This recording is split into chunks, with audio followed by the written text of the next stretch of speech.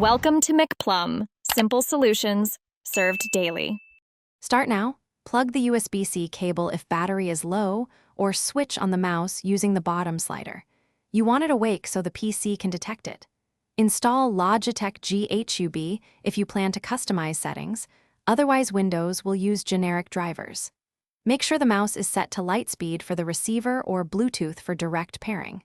Once powered and software is ready, proceed to connect the appropriate receiver or initiate Bluetooth pairing on your PC.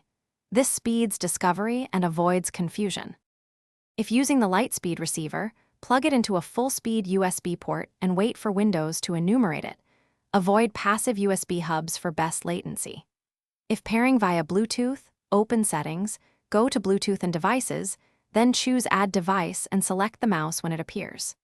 Use Logitech GHUB to choose the mode, confirm the mouse appears as G Pro X Superlight 2, and let it install any firmware updates. Make sure you keep the mouse close to the receiver for stable connection during this step.